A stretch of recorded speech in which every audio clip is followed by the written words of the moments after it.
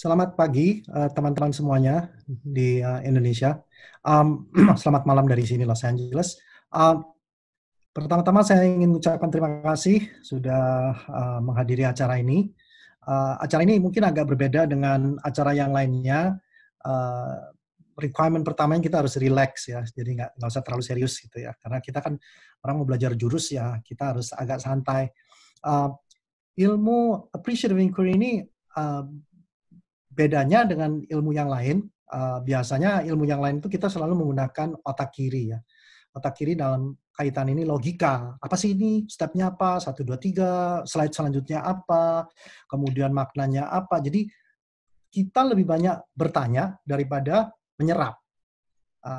Jadi kenapa? Karena memang manusia didesain untuk bertanya dan didesain untuk menggunakan otak kiri lebih banyak ya. Kecuali kita seniman atau bergerak dalam bidang yang tidak ada hubungannya dengan project management atau business atau HR dan sebagainya. Anyway, jadi kita untuk menyerap ilmu ini yang paling baik adalah dengan otak kanan. Dengan otak kanan di mana kita pakai emosi, pakai intuisi, dan mencoba menyerap poin-poinnya aja. Apa sih maksudnya appreciative inquiry ini? Kenapa kok disebut jurus jitu? Kenapa ini ada energi positif? Apa sih itu appreciative? Apa itu inquiry? Ya, jadi kita harus mempunyai mindset bertanya. Bertanya apa topik yang akan dibicarakan satu persatu ini. Kedua, untuk menyerap topik ini dalam waktu yang singkat, kira-kira 60 menit, kita harus punya spirit yang berbeda. Spirit kita harus spirit curious. Ya, kita harus very curious. Sangat ingin tahu kok bisa ada ilmu ini. Ini ilmu apa sih? Nah, dari situ baru kita pelan-pelan akan mendapatkan sesuatu. Saya yakin setiap peserta akan mendapatkan nugget-nugget atau berlian-berlian permata-permata yang berbeda. Dan selanjutnya nanti kita akan melanjutkan topik ini di sesi berikutnya ya. Jadi sedikit background, appreciative inquiry ini adalah pendekatan positive psychology yang diciptakan oleh Dr. David Cooper Ryder pada waktu beliau adalah seorang mahasiswa di Case Western Reserve University Ohio, dan saya berguru pada beliau selama 1 tahun. Kita ngambil kelas dua kelas bulan Maret sama November kalau nggak salah ya. Tengah-tengahnya kita diberi tugas sehingga kita mendapat kesempatan untuk mempraktekkan teori yang kita pelajari. Jadi appreciative inquiry ini memang harus dipraktekkan. Nanti akan saya coba memberikan beberapa contoh yang mudah supaya kita bisa menyerap apa sih penerapannya di mana gitu ya. David Cooper Ryder pada waktu dia membuat studi itu, beliau ditugaskan untuk mengamati sebuah klinik. Nah, psikologi itu biasanya basisnya adalah menyembuhkan tempat, menyembuhkan orang. Di dalam kaitan ini, dia ditugaskan di klinik ini dipelajari what's wrong with the clinic, apa sih nggak beres di klinik ini sehingga kita bereskan dengan ilmu-ilmu baru. Ternyata Profesor David Cooper Ryder sangat terkejut. Di klinik itu dia melihat lebih banyak orang yang happy, banyak orang yang ketawa-ketawa, banyak orang yang sukses. Jadi kemudian waktu saat itu beliau tanya sama supervisornya, Mr. Suresh, bagaimana kalau saya mempelajari bukan the root cause of failure, tapi the root cause of success. Jadi bukan mempelajari what is broken, but what is working. Wah, supervisornya langsung kaget, kok bisa kamu berpikir demikian? Karena semua mahasiswa itu mikirnya membereskan sesuatu, ya fixing a problem. Kita kan fixing a problem. Kenapa Anda bisa berpikir begini? Ini makanya disebutkan teorinya appreciative inquiry. Ya, appreciative inquiry yang akan kita pelajari hari ini. Jadi take away dari slide ini adalah focus on the root cause of success. Jadi kita harus memfokuskan the root cause of success kita secara pribadi, secara company, secara negara, semuanya. Tidak ada the root cause of failure. Ya. Kira-kira background dari appreciative inquiry secara singkat di sini. Kemudian beliau sangat very nice Jadi materinya banyak available di Google, di internet. Jadi beliau sangat membagi ilmu ini karena ilmu ini adalah ilmu dasar yang bisa diaplikasikan di berbagai bidang. Ya. Nah, orang terlalu bertanya siapa sih yang telah pakai sistem appreciative inquiry ini dan pakainya di mana, ya kan?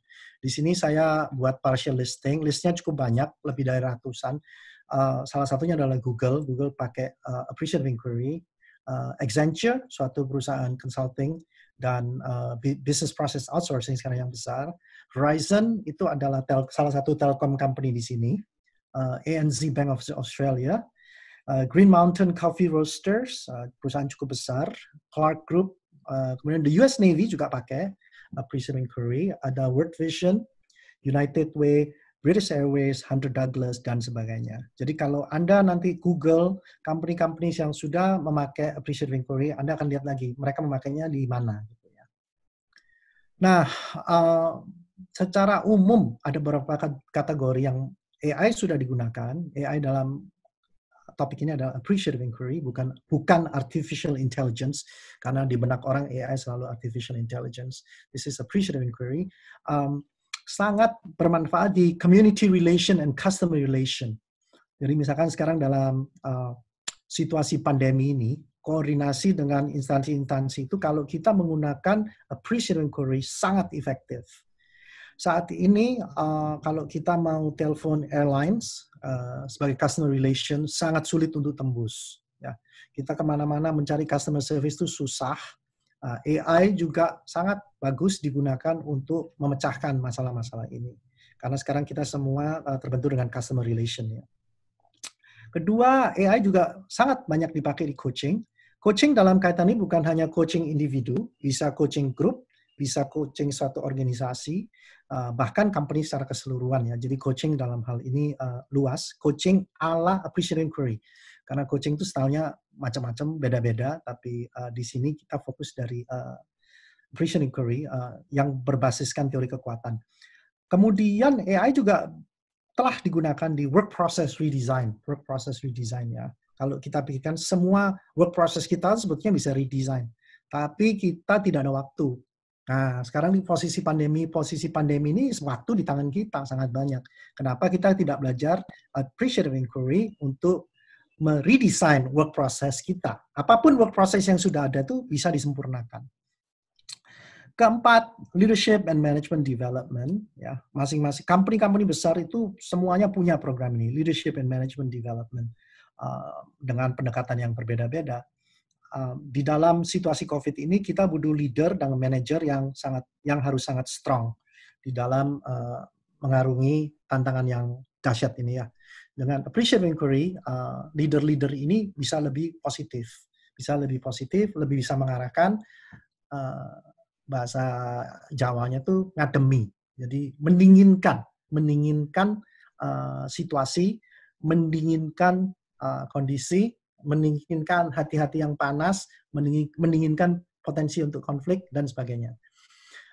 Kalau Anda bergerak di human resources, human practices, baik itu staffing, orientation, atau performance management, orang-orang HR, they love appreciative inquiry. Ya. Mereka sangat suka appreciative inquiry karena appreciative inquiry ini sangat positif dan bisa digunakan di bagian-bagian baik itu staffing, orientation, atau performance management. Fokus di positif bukan di negatif. Ya. Kemudian new product development. Dalam situasi COVID ini kita dituntut untuk mempunyai ide-ide baru, mengembangkan produk-produk baru, mengenangkan service-service baru, apapun harus baru yang belum kita ketahui bentuknya bagaimana. Nah, karena kita belum ketahui metode appreciative inquiry ini yang sangat generative, ya sangat future oriented, dia lebih menekankan pada possibilities dibandingkan kepastian, dan kita sekarang hidup dalam serba ketidakpastian, maka AI sangat cocok dipakai di sini. Yang terakhir, innovations leading toward the ideal organization. Ya, untuk mencapai organisasi yang ideal itu sangat sulit karena organisasi mempunyai tantangan yang berbeda dan kultur yang berbeda. Jadi kalau Anda sempat bertanya, AI sudah dikenakan di mana saja, cukup luas. Saya sendiri belajar ilmu ini sudah 10 tahun. Ilmu ini sudah around for almost since 1980, jadi sudah 40 years ya. Saya baru berkenalan dengan AI kira-kira 10 tahun yang lalu. Perkenalannya pun dengan tidak sengaja. Dan setelah itu saya cari terus, karena begitu saya mendengar ilmu ini, saya sangat terpukau, dan kemudian saya pelajari lebih dalam terus. Jadi saya sudah melakukan banyak presentasi di beberapa instansi dan proyek berbasis AI. Oke, sekarang kita kembali ke dunia kita, badai COVID yang memaksa mengubah manajemen.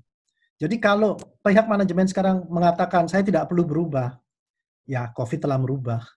Ya, saya tidak perlu berubah setelah COVID selesai. Anda pasti berubah. Karena semua kita ini di dalam ketidakpastian.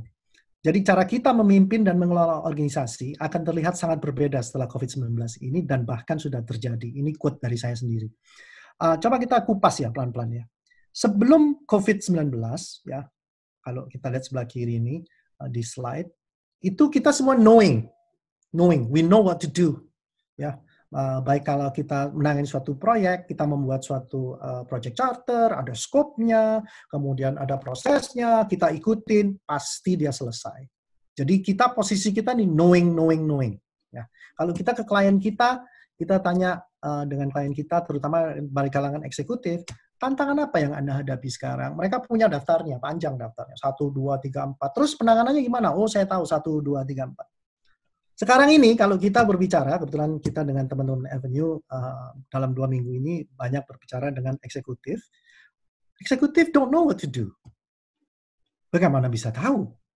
Selesainya kapan? Tidak tahu. Vaksinnya kapan? Tidak tahu. Bandaranya dibuka ya kapan? Tidak tahu. Semuanya tidak tahu. Jadi suddenly kita hidup di dalam serba ketidakpastian. Nah, mentalitas project manager secara umum itu sangat menginginkan kepastian. Ini problem sekarang, problem. Dan manajer-manajer pun, selain bukan project manager, manajer-manajer biasa, mereka terlalu terbiasa ingin mengendalikan situasi. Ya kan? Sekarang tidak mau dikendalikan gimana? Susah. Nah, jadi dari knowing kita harus pindah di posisi sekarang ke discovery and exploration. Discovery and exploration. Ya, teman-teman yang kerja di oil and gas, konsep discovery and exploration sudah tidak asing. Tapi kalau yang kita-kita yang bukan dari oil and gas atau yang tidak berpengalaman di discovery and exploration, kita kurang paham konsep ini. Nah, appreciative inquiry adalah suatu tata cara kerja yang berbeda yang memfokuskan kita ke discovery and exploration berdasarkan kekuatan yang kita punya, baik itu kekuatan pribadi, kekuatan tim, maupun kekuatan organisasi. Ya. Kedua, sebelum COVID-19, itu semua the nature of business itu exploitation and competition ya, compete. Wah, compete. Sekarang kita mau compete gimana? Customer-nya nggak ada, susah, ya kan? Customer tidak ada, apa yang mau di-compete? Restoran misalkan, dulu dia compete sama competition-nya, saya harus banting harga, ganti ini, ganti itu. Tapi sekarang kompetisinya sudah tidak laku lagi, sudah tidak, is not relevant, tidak relevan lagi. Yang lebih relevan menurut saya, kita harus collaboration and consolidation. Bagaimana kita bisa mengkonsolidasikan apa yang kita punyai, mungkin kolaborasi dengan partner-partner yang lain, tidak harus dengan kompetitor, mungkin saja dengan kompetitor, why not, untuk menyelamatkan company yang ada. Jadi sifatnya sekarang harus collaboration and consolidation, bukan exploitation and competition. Sebelum COVID-19, sisi manusianya ini tidak pernah diperhatikan, terutama di perusahaan-perusahaan besar ya. Dengan alasan, wah kami ini suatu mesin yang harus menghasilkan target, harus memenuhi target. Sekarang kita dipaksa karena kita work from home, ya, work from home. Kita dipaksa untuk lebih mengenal sisi manusia kita, bahwa kita ini adalah manusia biasa, ya kan. Nah ini efeknya yang sangat lebih dahsyat lagi terhadap kaum pria, termasuk saya, yang selalu kalau kita tidak hati-hati, kita terlalu maskulin di pekerjaan. Begitu kita pulang sekarang di rumah, kita tetap mempunyai energi di pekerjaan itu tetap ingin menjadi maskulin. Sedangkan rumah tangga itu tidak bisa disamakan dengan perusahaan. Kalau kita tidak hati-hati, pasti ada konflik, ya kan? Nah, jadi kita sekarang suatu pelajaran bahwa kita harus lebih appreciate the humanity. Menurut saya, badai COVID ini adalah peringatan untuk kita semua untuk lebih bergerak ke sebelah kanan ini ya di slide, sehingga kita lebih fokus di hal-hal yang bergerak ke possibilities, bukan something yang for sure. Jadi dunia ini memohon kita untuk mempunyai suatu pendekatan baru, a new approach, a new approach. Kenapa? Karena old approach doesn't work anymore. Memangkas cost, salah satu teknik yang digunakan banyak perusahaan sekarang, pangkas itu old approach. Memang harus dilakukan. Tapi kalau kita mangkas cost, PHK, kemudian tidak ada solusi lainnya, begitu COVID selesai, kompetisi yang sudah memikirkan solusi baru, dialah yang akan, kalau bahasa sehari-harinya mereka new restart. Nah, new restart ini kan nggak gampang. Semua orang ingin mencuri start. Ya. Jadi bagi mereka yang sudah memikirkan bagaimana saya bisa mencuri start, itu sudah one step ahead. Karena konsep new restart itu adalah forward thinking and perlu creativity. Nothing for sure. Ya. Bagi kita yang masih duduk-duduk, masih teler-teler, masih leye-leye, kita akan behind. Ya. Jadi appreciating ini bisa kita gunakan untuk membangunkan kita. Coba kita lihat struktur-struktur organisasi ya sebelum COVID dan setelah COVID. Sebagian besar seluruh organisasi yang saya kenal, baik di Amerika, di Filipina maupun di Indonesia, baik itu di pemerintahan maupun di swasta kecil, itu hierarchical, seperti piramida. Ya. Jadi ada atasan, ada manajer, ada bawahan. Kalau di pemerintah birokrasinya panjang gitu kan. Jadi sulit untuk bergerak. Seperti kapal itu terlalu besar, dia nggak bisa belok. Jadi kita kalau perusahaan kita kecil, tetap hierarchical, kita nggak mungkin survive. Kita harus berubah menjadi sirkular, seperti lingkaran. Jadi kita semua orang ini mempunyai peran, semua orang mempunyai tugas, mempunyai tanggung jawab, sehingga kita saling melengkapi, berputar terus untuk memajukan company kita. Nah, ini adalah menurut saya organisasi struktur yang baru. Nah, berkaitan dengan struktur hierarchical ini, ada yang disebut owner atau pemilik, atau kalau enggak ada manager, ada presiden, istilahnya ada bos. Bos ini secara tidak sadar, dia menginginkan sesuatu yang baik, tapi seringkali menjadi hambatan untuk karyawan. Karena seharusnya bos itu menurut saya adalah suatu sumber daya resource kan. Jadi bos harus berubah menjadi resource. Yang disebut servant leadership, pemimpin yang melayani, dia jadi sekarang menjadikan narasumber, apa yang saya bisa berikan terhadap karyawan saya, sehingga karyawan saya ini lebih bisa produktif. Bukan memerintah-merintah, bukan ngecek-ngecek, bukan ngecek checklist, kamu udah ini enggak, kenapa kamu nggak gini, kenapa kamu nggak gitu, wah ini kan gini. Jadi dalam situasi COVID ini kan, kita cenderungnya energinya kalau nggak hati-hati turun kan. Nah, orang turun pasti lebih banyak berbuat kesalahan. Nah, jadi bos-bos ini terlalu terbiasa dengan sistem prediktif ya, yang disebut traditional project management. Traditional project management tetap akan kita berlakukan, tapi kita harus bergerak lebih adaptif. Kenapa? Karena dunia sudah berubah. Saya sendiri juga nggak tahu dunia mau kemana. Teman-teman saya, klien saya tanya, Pak ini arahnya mau kemana? Kita semua sedang mencari, gitu loh. Kita semua sedang mencari, tapi tidak ada kepastian. Marilah kita cari bersama-sama. Nah, sebelum COVID-19, sama sekarang ini, sebelum COVID ya, yang dinamakan kerjaan sama personal itu katanya terpisah.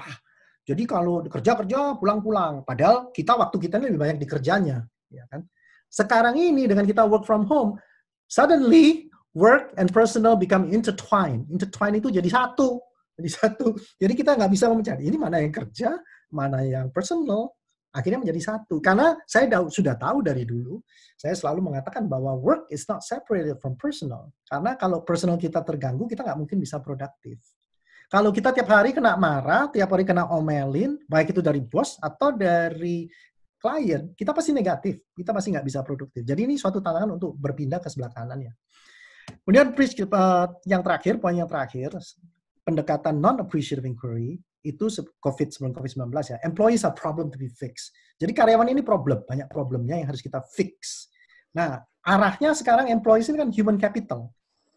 Meskipun human capital ini sudah diakui atau sudah diterapkan konsep ini di perusahaan-perusahaan besar di Indonesia pun, tapi saya rasa konsep nurturing and appreciation-nya kurang.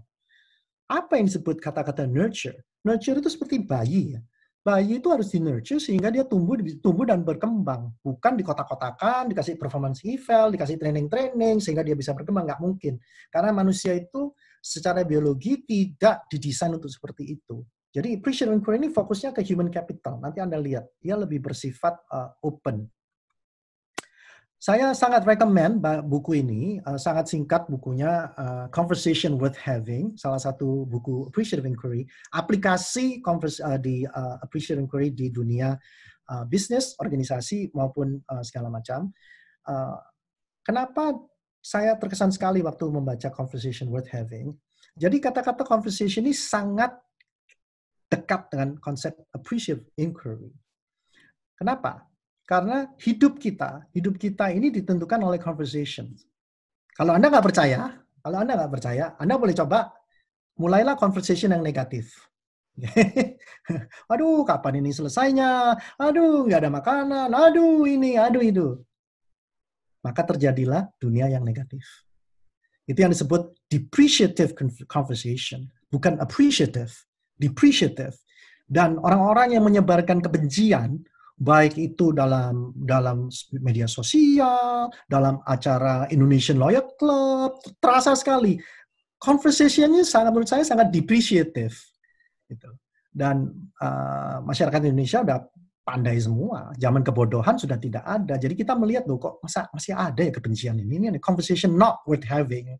Jadi di sini kita diajarkan oleh appreciative inquiry untuk melakukan conversation worth having, kita harus mempunyai dua teknik. Satu teknik disebut framing, positive framing, dan yang kedua adalah generative question. Ini akan saya bahas di slide selanjutnya. Kenapa dua hal ini penting? Karena framing and questions are very faithful. Kalau framing saya salah dan pertanyaan saya negatif atau depreciative, maka conversation itu akhirnya akan negatif. Ujungnya tidak kemana-mana, pasti negatif, dan pasti melukai hati seseorang. Dan luka yang telah terlukai sembuhnya lama. Jadi kita mulai sekarang harus berhati-hati bertutur kata dengan prinsip appreciative inquiry. Nah, coba Anda lihat pelan-pelan ya. Anda lihat mobil ini. Jangan lihat yang kiri dulu. Anda lihat mobil ini. Kalau Anda tidak ada hobi mobil, Anda yang melihat ini, kalau saya tanya, begitu Anda lihat mobil ini, apa yang terpikirkan di benak Anda? Mobil tua, Pak. Old car, mobil tua, ya kan? Karena memang mobilnya tua. Kalau kita pakai, namanya tuh deficit framing. Kenapa kalau kita langsung memikir mobil tua? Kenapa kita nggak memikir, Pak, ini mobil klasik loh. Ya kan? Saya punya teman di Filipina, orang Indonesia, namanya Mas Gilang, asalnya dari Magelang. Mas Gilang ini koleksi mobil klasik. Waktu saya tunjukkan mobil ini ke Mas Gilang, reaksinya beda. Dan Mas, mobil klasik, wah, ciamik, bagus tenan. Piro hargane? Langsung dia matanya berbinar-binar. Karena dia mengapresiasi mobil ini dengan lensa kacamata yang berbeda. Ini salah satu pendekatan appreciative inquiry, di mana kita selalu appreciate dan explore terus. Kemudian orang biasa selanjutnya kalau ditanya, bagaimana pendapat Anda tentang mobil ini? Wah, susah maintenance-nya ini, hard to maintain. Spare part-nya susah, cari montirnya nggak ada, bengkelnya ini semuanya negatif. Tidak ada maksud untuk negatif, tapi kata-kata yang terkeluarkan itu negatif. Ini ciri-ciri manusia conversation, daily conversation yang kita tidak sadari. Jadi appreciative inquiry mengatakan stop. Sekarang ini saatnya stop. Anda hati-hati ngomongnya. Sebelum ngomong mikir dulu. Terus kita tanya, loh, jangan mikir gimana? Mikir positif. Oh iya. Jadi kalau kita di positive framing, wih, mobil ini bandel loh. Mobil ini bisa masuk kali. Mobil ini four wheel drive. Mobil ini tahun 80-an masih ada dan masih jalan, dan saya lihat background-nya di gunung. Berarti dia masih kokoh. Jadi suddenly kita melihat suatu mobil, suatu picture, a picture is worth 1,000 words ya. Kita tidak boleh meremehkan picture. Karena picture ini telling a story. Picture is telling us a story. Jadi dari gambar membuat cerita untuk kita. Yang terakhir poin di mobil ini, kita orang biasa selalu lihat what's broken. Wah, ini pasti banyak macetnya ya. Wah, ini pasti nggak bisa naik sini ya. Ini nggak bisa terus, ini nggak bisa jalan jauh.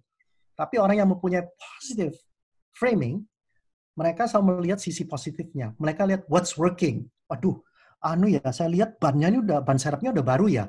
Saya lihat bannya semua baru ya. Saya lihat catnya baru ya. Dan kalau Anda lihat mobil ini di-maintain sangat bagus, ya kan? Dan masih up and running sangat bagus. Nah, ini contoh yang sederhana. Kejadian ini bisa kita lihat sehari-hari, daily. Saya jamin apapun yang saya tunjukkan daily ke Anda pasti berdiri di posisi deficit framing. Deficit framing, kenapa? Karena kita tidak pernah disekolahkan untuk positive framing. Kita tidak pernah menyadari bahwa sebetulnya kita tuh negatif. Makanya kalau kita terlalu banyak lihat media sosial, kita negatif. Karena di media sosial banyak yang negatif-negatif, kita nggak sadar kita negatif. Akhirnya kita galau-galau sendiri. Nah, dengan positive framing, misalkan, ya, kita gunakan di perusahaan angkutan truk, ya kan? Angkutan truk dengan positive framing, kita bisa melihatnya dengan framing positif. Wah, orang-orang bilang banyak truk saya nganggur nih, nggak ada muatan. Wah, pabrik-pabrik udah berhenti semua. Kenapa kita tidak lihat positifnya? Peluang untuk konsolidasi muatan. Sangat banyak sekali peluang untuk itu, ada hitung-hitungannya. Kalau kita bisa konsolidasi muatan, kita akan hemat bahan bakar, kita akan hemat supir, hemat ini, hemat itu, hemat banyak yang kita hematkan. Tapi again, kita kan tidak dididik untuk melakukan ini karena biasanya adalah do, go. Ya, muatan lebih banyak daripada mobil. Sekarang kebalik, mobil lebih banyak dari muatan. Dunia sudah terbalik. Kemudian kita juga dengan positive framing, sebagai pemilik perusahaan, kita melihat peluang untuk maintenance mesin. Mobil ini kan banyak yang udah tua, bukan mobil baru. Jadi mungkin saatnya kalau dulu dipakai terus, sekarang saatnya untuk maintenance. Yang terakhir, kita bisa inventory, melihat peluang untuk menjual truk-truk yang sudah tua. Jadi kalau kita mempunyai positive framing, semua dalam benak kita itu sangat positif. Jadi, appreciative inquiry salah satu prinsipalnya mengatakan, kita punya framing adalah kita punya realita. If our frame is positive, our reality is positive. Realita kita ini bukan single. There is no single reality. There are multiple reality. It depends how you approach it. Kalau kita approach positif, ya realita kita positif, gitu ya. Nah, tata kerja yang baru, tadi yang saya katakan kan ada framing, positive framing. Yang kedua adalah generative questions. Jadi generative question ini kita bedakan dengan pertanyaan yang biasa. Pertanyaan biasa kalau kita diperlihatkan mobil ini lagi, kita pertanyaan superficial. Wah, kapan belinya? Belinya dari mana? Tahun berapa? Superficial, nggak ada artinya. Nggak ada artinya. Tapi kalau pertanyaan kita curious, begitu lihat mobil ini, loh, mobil ini kok masih bisa ada ya? Siapa pemiliknya dulu? Terus Anda kenapa beli mobil ini? Anda kenapa restore mobil ini? Ya kan? Kenapa Anda menyaing? Nah, di situ akan menimbulkan yang disebut new narrative, narasi baru, story baru, di mana hubungan kita, conversation kita antara dua orang ini akan lebih generative, lebih future oriented. Di situ akan timbul conversation yang sangat positif. Again, kita tidak dididik untuk memberikan pertanyaan generative. Jadi di kelas-kelas appreciative inquiry, saya akan mentraining teman-teman untuk bergerak ke generative conversation. Kedua, regular conversation kita sangat judging, sangat menghakimi. Jadi kalau kita lihat ini, kita tanyanya, wah, mobil gini kok dibeli? Ya, sangat judging. Mobil udah tua gini, kenapa? Terus langsung tanya, harganya berapa? Kenapa nggak beli mobil ini? Kenapa nggak mau beli itu? Wah, enakan Toyota yang baru, enak ini. Karena kita nggak ngerti, we don't know. Nah, kita harus berubah menjadi generatif. Generatif ini thought provoking. Jadi membuka pikiran kita. Gitu. Kita bertanya, kapan Anda belinya? Terus kapan restore-nya? Saya yakin restoration-nya ini lama, nggak langsung ya. Poin yang terakhir, pertanyaan kalau kita tidak pakai generatif regular, yang kita tanyakan itu di masa kini ya, present. Yang kita lihat itu barang ini adalah yang tadi negatif, mobil tua, Jeep yang sudah kuno. Tapi kita nggak pernah future, nggak pernah ke masa depan. Kalau kita generatif, kita akan bertanya sama dia, oh, Anda apakah mau koleksi mobil-mobil klasik ini? Mobil klasik itu untungnya banyak loh, jangan main-main. Sekali kalau kita jual bisa 50 juta, 100 juta. untung bersih, dan itu ada pembelinya. Mobil ini kalau ada orang mau beli, sangat banyak yang nunggu, tapi tidak dijual. Mobil ini tidak dijual. Untuk informasi aja tidak dijual. Mobil ini tidak dijual. Karena orang penggemar klasik, dia berani membayar mobil dengan mahal. Ya. Itu adalah future oriented. Ya. Nah, kita kembalikan ke angkutan truk tadi, yang sekarang pengusaha-pengusaha truk, termasuk teman saya, mengeluh, pengusaha truk di Surabaya. Saya berkata sama dia, kenapa kamu nggak melakukan generative question? Apa itu generative questions? Bagaimana kita sekarang bisa mengoptimalkan routing, misalkan. Bagaimana routing untuk efisiensi bahan bakar. Karena rute truk ini sangat penting ya, dia bawa barang kemana-mana. Kalau kita efisiensikan ya bahan bakarnya bisa lebih efisien kan. Terus bagaimana kita bisa memberikan servis yang lebih baik ke pelanggan yang masih ada. Ya orang-orang bilang komplain, wah perangkat saya cuma tinggal 50%. Kalau Anda tidak perhatikan, dia akan menjadi 25%, lama-lama jadi 10%, lama-lama hilang. Jadi kita kan sekarang memakai teknik appreciative inquiry untuk memikirkan sesuatu yang positif. Selanjutnya, deficit base dengan AI base. Deficit base itu yang sistem yang ada sekarang semua deficit base. Ya, what is missing, what is broken. Kalau AI adalah strength base. Orang-orang sekarang komplain di sosial media, di koran, di mana, waduh bisnis retail besar banyak yang tutup. Ya, ini tutup, itu tutup, ini tutup. Jadi negatif. Kalau appreciative inquiry, ini ada peluang untuk bisnis retail butik yang kecil-kecil atau online untuk tumbuh dan berkembang. Ya kan, department store, mall-mall udah tutup, saatnya yang online untuk masuk, tumbuh dan berkembang. Ini appreciative inquiry base. Nah, bukan hanya untuk individu atau perusahaan kecil, perusahaan-perusahaan besar sekarang mulai fokus ke sini juga. Karena mereka tahu setelah COVID ini pasti berubah. Bisnis pasti berubah, tidak seperti dulu lagi. Yang ongkosnya sekian, biayanya sekian besar ya, untuk ke mall segala macam. Jadi mall-mall ini akan bermasalah semuanya, karena strukturnya biayanya sangat tinggi. Kemudian orang mengatakan, bisnis banyak yang tutup. Wah, tutup semua Pak, PHK, ini. Loh, tunggu dulu. Bisnis yang thriving, bisnis yang booming banyak. Kenapa kok kita memperhatikan bisnis yang tutup? Contoh, di Los Angeles, di tempat saya ini, ada suatu tempat namanya Costco, seperti Makro gitu ya, wholesaler, kayak Giant gitu, tapi dia lebih masif, Costco. Costco ini booming, antrinya kayak ular dan tangga begitu. Muter setiap hari, kita harus, karena physical distancing, kita antri. Dia wholesale, harganya murah, belinya harus banyak, tiap hari nggak berhenti antrinya. Bisnis ini sangat booming. Jadi di dalam pandemi ini ada bisnis yang tetap booming. Bisnis buat masker. Sekarang di Indonesia orang-orang semua buat masker kan? Booming. Sampai kapan selesai kita nggak tahu. Booming. Jadi kalau kita pakai pendekatan appreciative inquiry, kita harus melihat sesuatu yang lagi baik. Kemudian ada kadang-kadang komentar-komentar, baik itu dari interview ataupun di surat kabar. Wah, Indonesia tidak sekaya Cina.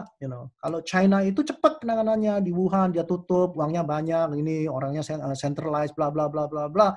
Jadi kita nggak perlu pusing. Kalau Indonesia ini ya kita harus ngutang. Jadi negatif lagi.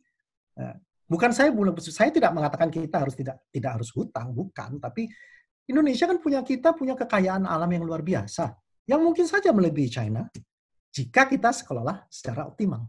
Jadi ini saatnya untuk berubah, bukan memikirkan hal-hal yang negatif. Ini adalah pendekatan appreciative inquiry. Oke, sekarang kita masuk case study yang gampang ya. Jadi ini case study yang real case study. Terjadi di suatu rumah sakit. Sekarang rumah sakit ini full semua, full kekurangan ranjang. Ini sebelum COVID ya ceritanya ya. Ada suatu rumah sakit yang mempunyai poor patient satisfaction report. Jadi pasien-pasiennya itu, rumah sakit itu salah satu laporan yang dia lihat setiap hari itu adalah laporan kepuasan dari pasien.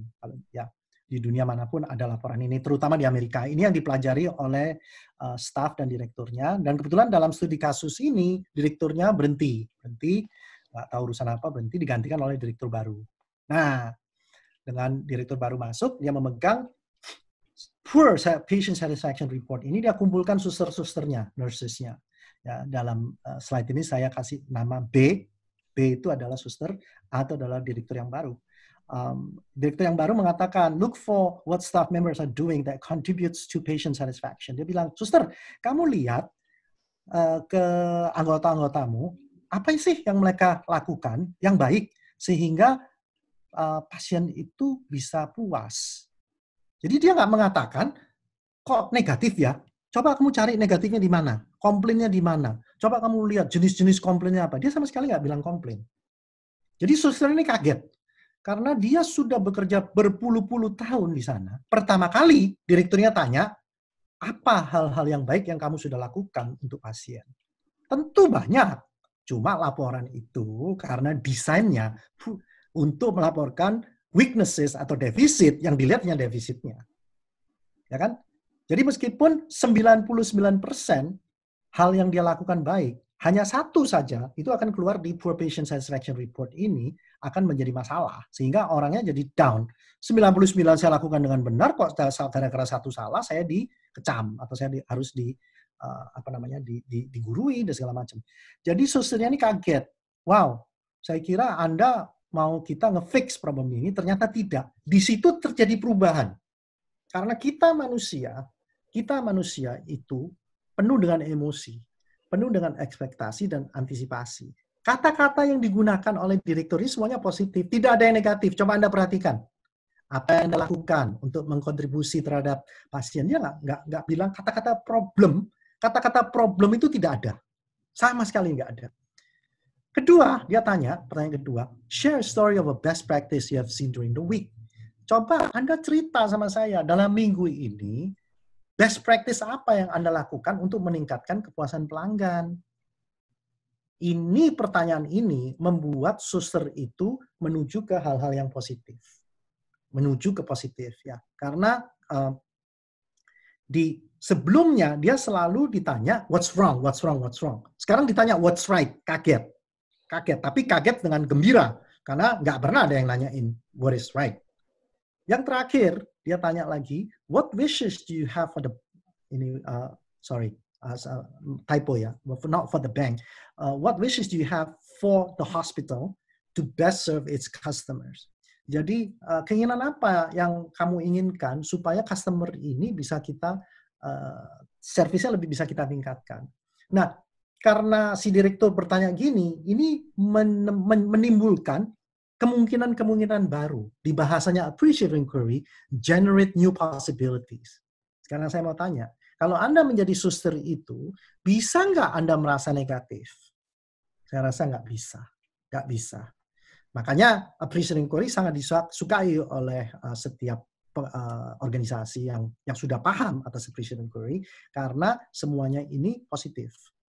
Contoh kedua, bank ini ada suatu bank, cerita benar juga, sudah struggling, dijual banknya. Banknya sudah dijual.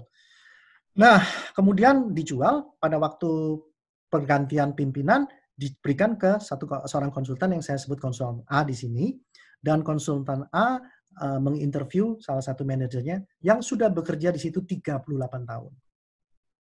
38 tahun itu waktu yang luar biasa. Dari teman-teman di sini mungkin ada banyak yang belum mencapai umur itu. Jadi bisa Anda bayangkan, kalau Anda 38 tahun dari lahir sampai sekarang kerja di situ. Jadi bank itu adalah seperti rumahnya dia. Kaget sekali waktu si B ini, biasa bank dijual itu tidak memberitahu karyawan, karena sistemnya piramida. Jadi waktu bank dijual, dia tidak memberitahu, orang-orang shock. A konsultan ini menjadi direktur interim sementara, dia tanya sama B, kita ngomong-ngomong. Kemudian bicara-bicara yuk, ngobrol-ngobrol. B-nya udah was-was. Wah, udah ini gimana nih, mau ditanyain. Terus si konsultannya tanya, what gives life to this bank and community? Apa yang memberi kehidupan di bank ini dan komunitas? Dia terkejut. Loh, katanya kita losing money, makanya dijual. Kok pertanyaannya beda ya? Nah, tapi karena dia memang dia anak buah, dia harus jawab. Oh iya, baru di situ terjadi percakapan. Kemudian si konsultan, si A ini menjelaskan, yes, but we don't want to change what it is about this bank that the customer love. Kita tidak mau merubah hal-hal yang disukai oleh customer. Karena perusahaan ini sudah lebih dari 38 tahun, Anda di sini 38 tahun, pasti you're doing something right that your customer love. Ya. Bank ini losing money bukan karena customer-nya, karena mismanagement. Nah, kemudian si A-nya bertanya lagi, what do you love most about your job? Pada waktu suster ini ditanya pertanyaan ini, dia kaget. Wah, persepsinya dari negatif menjadi positif. Saya ditanyai, what do I love? Bukan what do I hate. Saya yakin kalau saya memberikan pertanyaan pada teman-teman ya, pertanyaan yang biasa. What do you hate about your job? Wah, pasti dah. 1, 2, 3, 4, 5, 6, 7. Banyak sekali. Karena kita tidak merasa berterima kasih. Ya. We are lacking of gratitude. Karena budayanya budaya negatif. Nah, di sini sebagai pimpinan bank, dia merubah persepsi bahwa saya tanya, apa yang kamu cintai terhadap pekerjaanmu? Nah, mulailah dia bercerita, saya cinta pekerjaan ini karena saya disenangi oleh customer saya banyak teman, saya bisa memberikan service yang baik, dan sebagainya. Pertanyaan yang terakhir dia tanyakan, what wishes do you have for the bank to best service customer? Again, sama yang tadi ya, keinginan apa, wishes apa, impian-impian apa yang kamu inginkan untuk melayani customer ini secara lebih baik, the best, ya, paling baik. Di pertanyaan ini menggerakkan otak kita ke depan, forward looking, bukan ke belakang. Ya. Jadi conversation worth having. Conversation kita sehari-hari kebanyakan past tense. Makanya di bahasa Inggris itu dikatakan karena apa yang ada di pikiran Anda, itu kata-katanya what is your thought. Pikiran Anda apa? Thought. Thought itu past tense ya, bukan present. Kalau kita di Indonesia kan tidak ada konjugasi pikiran itu present atau past. To think and thought beda kan. Thought. Kenapa kok bahasa Inggris pakai thought?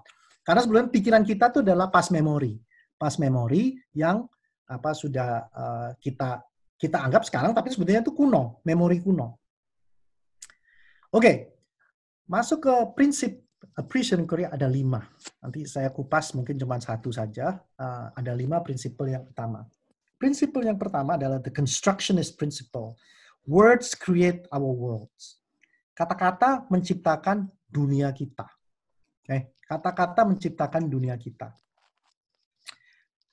Kalau kita bilang secara pribadi, saya sakit, dibandingkan dengan bilang saya kurang sehat. Menurut saya itu beda. Menurut saya beda. Orang sakit dengan orang kurang sehat beda. Dan kalau kita benar-benar meyakini kata-kata saya kurang sehat, berarti saya akan menuju ke sehat. Kalau saya pakai kata-kata sakit, saya menjadi korban, victim. The victim yang disebut victim mentality. Kita menjadi korban, sehingga kita tidak pernah sembuh, lama sembuhnya. Oh, saya sakit, memang saya sakit, kalau saya pusing, saya butuh ini. Terus orang berkata sama saya, oh berarti appreciation inquiry permainan kata-kata, Pak. Bukan permainan. Bukan permainan. Suatu filosofi yang ada teknik-tekniknya, yang malam ini tidak bisa selesai saya bahas, nanti di sesi selanjutnya akan saya bahas, di mana kita menciptakan suatu proses, di mana kata-kata itu menjadi kenyataan kita. Kata-kata ini diciptakan untuk diri kita sendiri, diciptakan untuk interaksi dengan teman-teman sekerja, diciptakan untuk berkomunikasi dengan seluruh karyawan di organisasi yang kita ada, yang kita punyai. Prinsip kedua yang disebut principle simultaneity. Change happens the moment a question is asked. Jadi Anda tidak sadar bahwa pertanyaan-pertanyaan yang saya berikan tadi, komentar-komentar atau topik-topik itu telah merubah pemikiran Anda. Karena pada saya tanya, kenapa Anda tidak menuju positif? Pemikiran Anda harus shift. Atau sudah shift. Kalau Anda tidak empty your cup, tidak menyerap, Anda menantang, enggak, maka enggak dapat. Tapi kalau orang normal, begitu saya tanya hal-hal yang positif, otaknya pasti langsung shift. Dan emosinya menjadi positif. Ya. Prinsip ketiga, the poetic principle, you have a choice in how you see things. Kita mempunyai pilihan. Dunia ini tidak fix. Dunia ini penuh perubahan, penuh ketidakpastian. Jadi, we have a choice in how you see things. Kita melihat, oh sekarang kita di lockdown. Atau kita diberi kesempatan untuk merenung, beda. Kita diberi kesempatan untuk merenung, beda. Kita diberi kesempatan untuk lebih memahami diri sendiri. Itu realitas kita tentukan sendiri, menurut poetic principle. Yang selanjutnya, anticipatory principle, what we focus on expands. Kalau kita fokus di peluang-peluang, maka peluang itu akan datang. Kalau kita fokus di negatif-negatif, ya negatiflah yang datang. Jadi ini prinsip nomor 4. Yang terakhir, positive.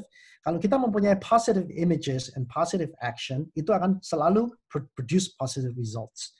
Positive image and action ini di dalam otak kita ya. Nanti di sesi-sesi selanjutnya, mungkin selanjutnya juga belum sempat, akan saya bahas lebih dalam. Bagaimana cara bekerja otak kita. Oke, salah satu contoh di orang tanya sama saya, constructionist principle penggunanya sehari-hari gimana Pak? Oke, saya kasih contoh yang gampang. Di conversation sehari-hari sama teman, sama bos, sama klien. Kalau kita pakai constructionist principle, itu it makes sense to hold our beliefs lightly and to ask questions and make room for both new knowledge and new meaning. Artinya begini, setiap terjadi conversation, kita tidak boleh terlalu ngotot dengan pendapat kita, kepercayaan kita, bahwa semua orang harus mirip kita. Kita harus ringan. Menanyakan pertanyaan-pertanyaan yang membuat ruangan untuk menyerap pengetahuan baru dan arti-arti baru dalam conversation ini. Kalau enggak, conversation itu meaningless, tidak ada artinya. Maka sekarang ini kesempatan untuk mempunyai conversation worth having. Karena semua percakapan di perusahaan-perusahaan itu semuanya superficial. Lu udah makan belum? Belum. Oh ya, Leo makan ini ya. Makanannya enak ya, bla bla bla. Itu baik, omong itu baik, tapi kita harus sekarang udah melebihi itu. Bagaimana kita bisa mengkonstruksikan, menciptakan dunia yang lebih baik di antara kita ini. Kira-kira gitu. Dan kita bisa menggunakan prinsip ini untuk memanajemen realita kita. Karena realita kita ini ditentukan oleh kata-kata yang kita gunakan. Setiap kata-kata negatif kita mau keluar, kita harus tahan. Karena positive words will generate positive reality. Positive word generate positive reality. Itu sudah pasti. Ini hukum alam. Yang terakhir, pada waktu kita memberikan feedback, in giving feedback, terutama untuk bos ya, kita feedbacknya harus di frame positif. Karena kalau kita feedback itu kita frame secara positif, dia secara otomatis akan generating positive impact. Ini salah satu contoh dari constructionist principle. Oke, sekarang untuk sekedar contoh aja ya, kita kan di Indonesia punya istilah sekarang PSBB. Kalau mungkin saya dilibatkan dalam proses penamaan ini, mungkin saya akan nggak pakai kata-kata PSBB. Kenapa? Pembatasan negatif, Dan. Kenapa kalau sosial kita harus dibatasi? Berskala besar, big. Jadi main kita nih kayaknya seolah-olah semuanya negatif. Kalau saya buat survei sekarang, semua PSBB ini semua negatif, nggak ada yang positif. Gimana kalau dengan proses, melalui proses ya, bukan langsung diganti nama ya, melalui proses, pihak-pihak yang berkepentingan, kita jembatin dengan appreciation inquiry principle dan appreciation inquiry process, kita keluar kata-kata penguatan kelompok berbatas jarak. Penguatan itu strength, kelompok berbatas jarak. Ada negatifnya nggak? Nggak ada, menurut saya nggak ada. Kelompok itu harus dikuatkan dengan dibatasi jarak supaya kita tidak tahu siapa yang akan menular ke siapa. Jadi untuk menguatkan kelompok kita harus berbatas jarak menjadi PKBJ, bukan PSBB, ya kan? Istilah sekarang pasien dalam pengawasan. By the way, ini bukan kritik ya. Saya bukan kritikus, saya bukan orang politik, saya hanya pendidik. Dan saya adalah praktisi appreciation inquiry dan saya tidak menghakimi, jadi mohon dicatat ini hanya contoh di mana kita bisa shift pasien dalam pengawasan. Pasien itu udah nggak enak. Pasien tuh kata-kata pasien adalah orang sakit, patient, orang sakit. Dalam pengawasan, aduh orang kok diawasi? Siapa yang suka diawasi? Negatif. Jadi kalau kita misalkan rubah kata-kata ini menjadi warga dalam pelayanan khusus, beda. Warga itu adalah our citizen yang harus kita layani. Dan mereka dalam pelayanan khusus. Kenapa? Kena virus yang datang tidak diundang. Ada terminologi pasien dalam pemantauan. Siapa yang suka dipantau? Kita kan nggak enak dipantau tiap hari gitu ya. Secara psikologi kan nggak enak. Pasien dalam pemantauan. Jadi dalam PDP kita ganti menjadi warga dalam perhatian khusus. WDPERK misalkan. Jadi warga dalam perhatian khusus. Wah, kalau saya warga diberi perhatian khusus, berarti pemerintah ini atau organisasi ini merasa saya memerhatikan saya. Ada yang disebut OTG, orang tanpa gejala. Menurut saya lebih baik kalau warga kebal isolasi mandiri. Ini orang-orang yang kebal, ya kan, yang mungkin terserang tapi belum nggak ketahuan, asimptomatik. Dan dia harus isolasi mandiri. Jadi kita dengan perubahan ini, again, with the process, melalui suatu proses, kita akan menjadi dunia baru. Dengan kata-kata kita akan mengubah dunia baru. Ya, ini adalah power dari appreciation inquiry dan ini sudah digunakan di dunia, bukan di Amerika saja, di dunia menggunakan sistem ini. Oke, orang tanya, Pak, fondasinya appreciation inquiry ini apa ya? Kalau nanti di Google ada bilang, oh ini sama dengan Strength Finder, Pak. Saya bilang tidak sama. Strength Finders itu pengarangnya Buckingham. Dia hanya berdasarkan survei menentukan strength pribadi kita. Yang disebut the strength movement. Kalau kita mengetahui kekuatan kita, baik kita itu kekuatan berbicara, kekuatan menulis, kekuatan analisa, maka kita akan bisa lebih fokus, kita lebih sukses dalam karir kita. Sebatas itu aja strength movement. Kemudian ada lagi Profesor Seligman yang bergelut dalam bidang positive psychology. Beliau mengatakan positive people produces strong results. Saya ulangi, orang-orang yang positif menghasilkan hasil-hasil yang kuat, hasil-hasil yang dahsyat. Orang-orang yang negatif tidak bisa menghasilkan apa-apa. Ini sudah terbukti di dunia manapun. Jadi kita harus hati-hati terhadap energi negatif kita ya. Nah, appreciative inquiry fokusnya di root causes of success. Menggali, ya kan, akar-akar kesuksesan kita tuh di mana? Akar-akar kesuksesan. Nah, kata-kata appreciative dan inquiry saya pecah jadi dua.